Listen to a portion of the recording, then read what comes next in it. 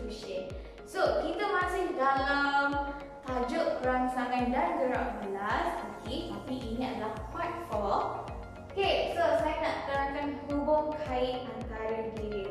Okey, buat pengetahuan awak, setiap diri dalam badan kita ni, diri manusia, mereka bekerjasama ataupun berhubung kait antara satu sama lain. Okey, saya nak tengok diri pertama. Okey, diri pertama adalah diri rasa dan juga bahu, iaitu lidah dan hidung. Diri rasa, okey, dia berhubung kait dengan diri bahu, iaitu hidung manusia. Ini hidung manusia. Okey, apa hubung kaitnya? Saya rasa saya dah pernah terangkan kot dekat bab sebelum ni. Okey, video sebelum ni. Okey. Contohnya awak tengah demam. Okey, bila awak demam, hidung awak berhingus tak? Okey, bila awak demam, hidung awak berhingus. Semua tak sihatlah. Okey, jadi bila kurang deri bahu, okey, deri rasa awak akan automatik berkurang. Sebab tu bila awak sesama, awak akan rasa makanan itu awak. Saya beritahu tips. Kalau awak nak makan ubat, biasanya adik-adik awak penawar lah makan ubat air tu, awak tak nak rasa ubat tu. Awak buat apa? Sebelum awak minum ubat tu, awak tutup hidung, baru awak minum ubat. Ia boleh mengurangkan rasa tak sedap ubat tu. Tu tips dia lah. So, sebab tu dia rasa dan deri bau berhubung kait. Okey, seterusnya deri pendengaran dan juga penglihatan.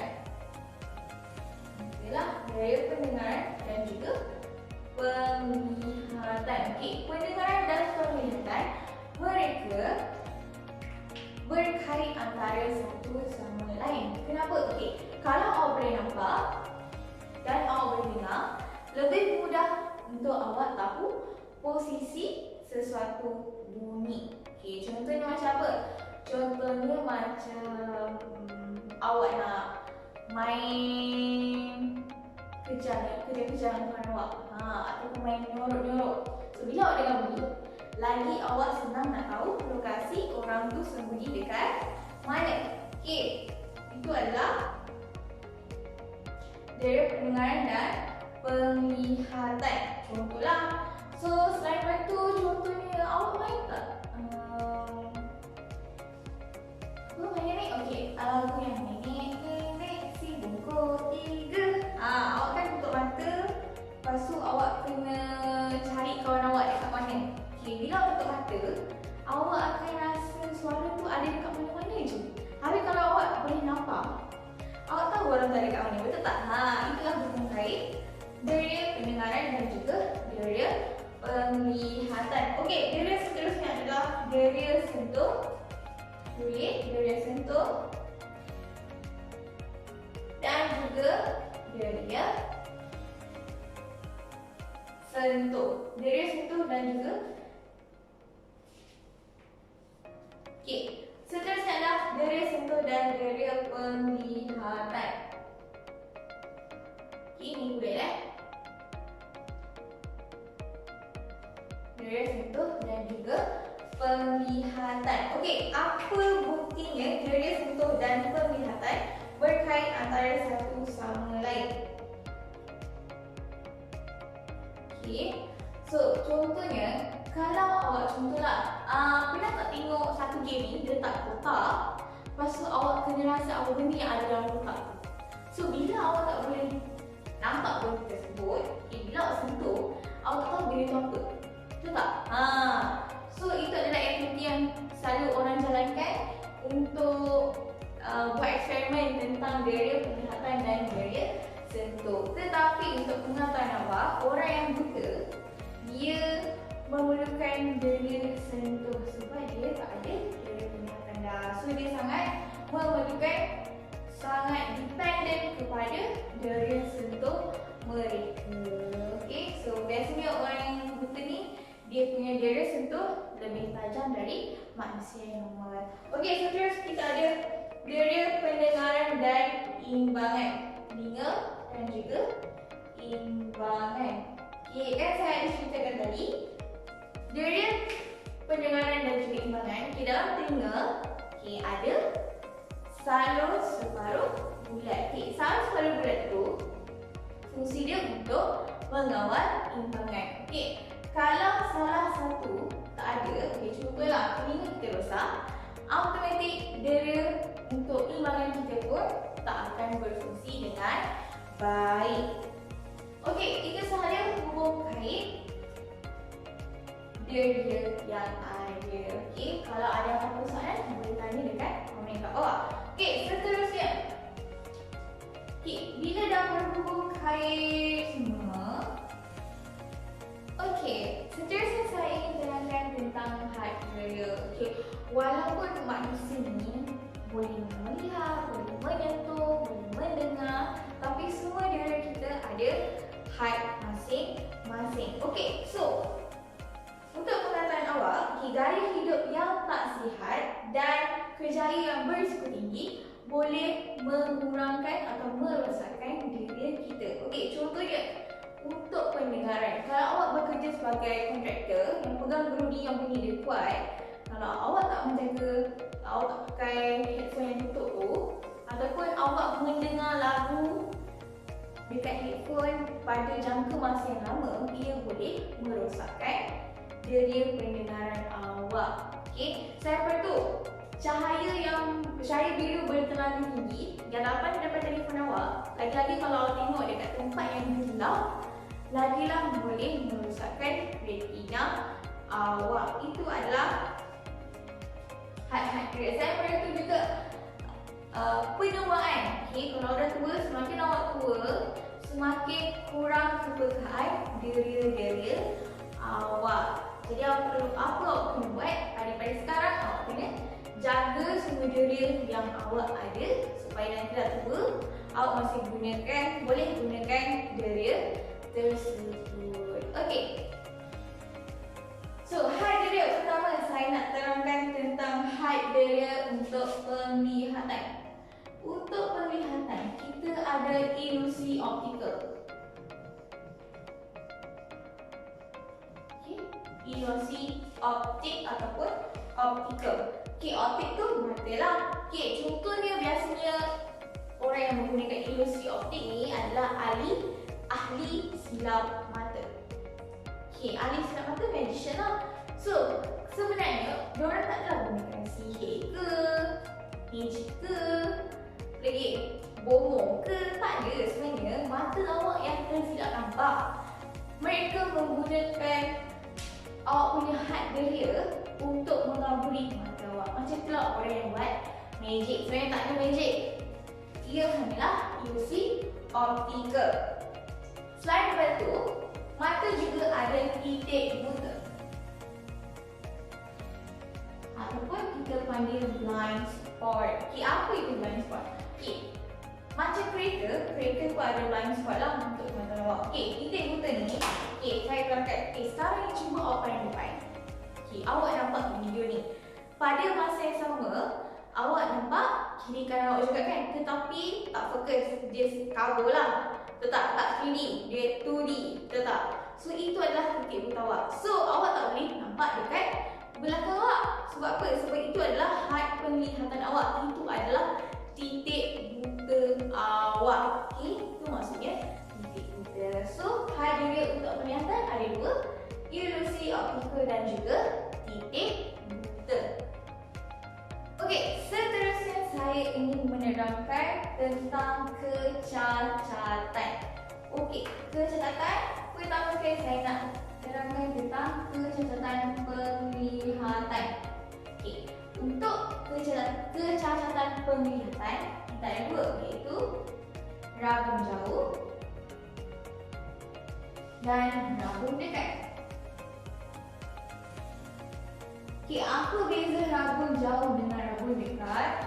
Okay, rabun jauh ni kita tak boleh melihat benda jauh dengan jelas. Rabun dekat kita tak boleh melihat objek yang dekat dengan jelas. So, selalunya rabun dekat ni kena dekat orang yang tua. Dia ada rabun dekat. Okay, so kenapa berlakunya rabun jauh. Okey, rabun jauh disebabkan oleh kantang mata yang terlalu tebal, okey, dan juga bola mata yang terlalu panjang. So, apa jadi? Ni bola mata yang terlalu panjang. So, apa jadi? Bila cahaya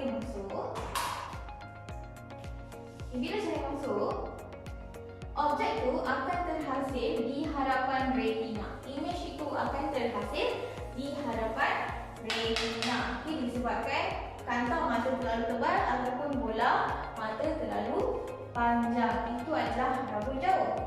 Kalau rabun dekat pula disebabkan oleh kantang mata terlalu nipis dan bola mata terlalu pendek. So, apa jadi bila cahaya masuk?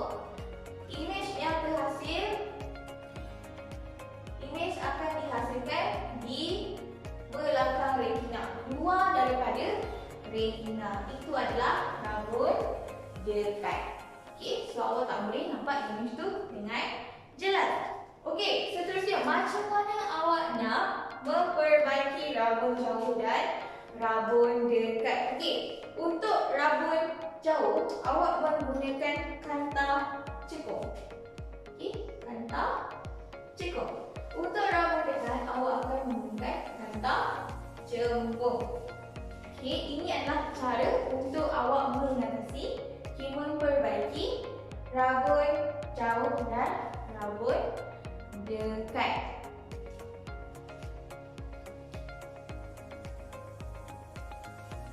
Okey, selain daripada tu, awak juga selain daripada tu, kecacatan penglihatan juga ada astigmatisme, okey, dan juga presbyopia. Okey, apa itu astigmatisme?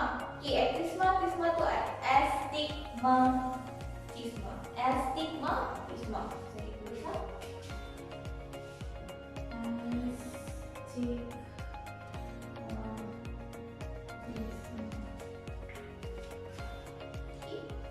So, apa itu astigmatisme? Okey, ia adalah apabila awak punya kornea melengkung ataupun kanta tidak sekata atau kedua-duanya. Sama ada kornea awak melengkung ataupun kanta awak tak sekata. Okey, so macam mana nak perbaiki astigmatisme ni? Awak perlu menggunakan kanta silinder. Dia akan dihasilkan khas untuk awak punya kornea ataupun kanta mata. Okey, so penglihatan orang yang astigmatisme ni dia akan nampak image yang kabur dan tidak jelas. Okey, seterusnya untuk presbyopia.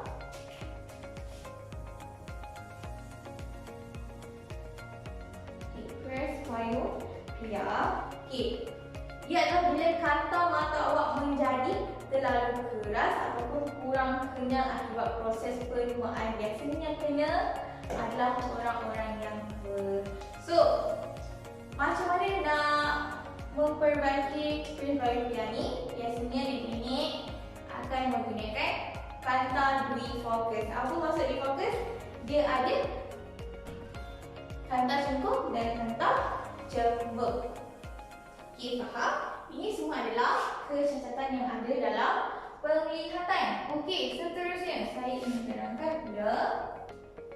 Okey, seterusnya pula saya ingin terangkan kecacatan dalam pendengaran, iaitu telinga lah. So, untuk telinga kita ada dua jenis pekak. Ada dua jenis kan? Separuh pekak dan pekak sepenuhnya.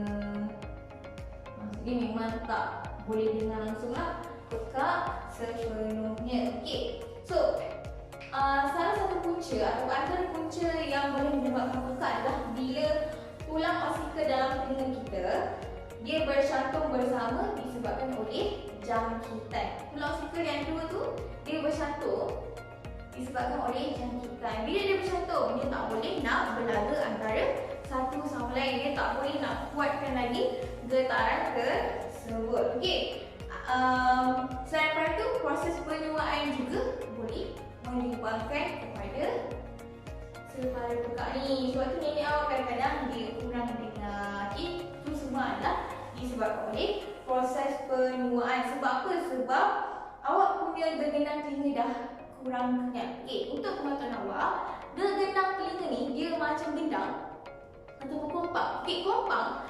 Cuba bayangkan kompang tu kalau awak dia tak tegang, bila awak ketuk, bunyi dia tak sedap, betul tak? So, kompang yang elok adalah kompang yang betul-betul kulit dia tegang. Kalau yang fresh lah baru buat, kulit dia tegang. So, bila awak ketuk, bunyi dia sangat padu, betul tak? So, gerganan telinga dengan gendang yang ada tu sama je fungsi dia. Sebab tu nama dia gerganan. Okey, selain perlu juga pendedahan kepada bunyi kuat yang terlalu lama boleh menyebabkan awak menjadi pekak. Contoh macam apa tadi saya cakap, kendi yang konduktor tu. Okey, lagi satu apa? Awak dengar muzik dekat headphone, earphone terlalu kuat. Okey, itu boleh merosakkan pendengaran awak. Okey, so macam mana cara pembetulan untuk pekak dan separuh pekak ni? Pekak separuh dan pekak sepenuhnya. Okey, salah satu dia adalah alat bantuan pendengaran. Okey, alat bantuan pendengaran yang orang letak dekat telinga tu. Okey, selain daripada tu, kalau awak pekak sepenuhnya, awak terpaksa melakukan pembedahan. Okey, pembedahan atau guna alat bantu pendengaran. Okey, sebab alat bantu pendengaran ni dia hanya membantu untuk menguatkan bunyi saja. So kalau awak pekak sepenuhnya, awak kena lakukan pendengaran lah. Okey, so seterusnya ada inovasi dan teknologi yang kita gunakan untuk meningkatkan keupayaan organ manusia. Contohnya macam penglihatan. Okey, kita tak boleh tengok benda-benda kecil di depan sini, betul tak? So macam mana kita nak tengok di depan sini ni? Kita guna mikroskop elektron. Okey, itu salah satunya lah untuk penglihatan. So lagi satu apa? Kalau nak tengok objek jauh, kita guna apa? Teleskop. Okey, lagi satu apa lagi? Kalau kita nak tengok menerusi objek tegak, kita guna apa? Kita guna X-ray, betul tak? Okey, itu kalau untuk penglihatan. Kalau untuk pendengaran pula, okey. Kalau nak dengar bunyi jantung, kita ada stetoskop. Lagi satu apa? Kalau nak guna dengar, atau kalau awak nak cakap dengan lebih jauh, lebih kuat, awak guna megafon, kan? Okey. So, itu sahaja dari saya dalam rangsangan dan gerak balas di dalam manusia. So, lepas ni saya akan terangkan juga rangsangan gerak balas terhadap tumbuhan di dalam tumbuhan. Okay, so stay tune. Jangan pergi ke mana-mana. Tengok lagi video-video e-tuition untuk video yang lebih menarik. Kalau ada apa-apa soalan, boleh tanya dekat video di bawah. Boleh komen dekat bawah ni. Okay, jangan lupa subscribe e-tuition. Terima kasih. Saya minta maaf kalau ada salah dan silap. Okay, semoga kita berjumpa lagi di video-video saya yang lain. So, bye for now.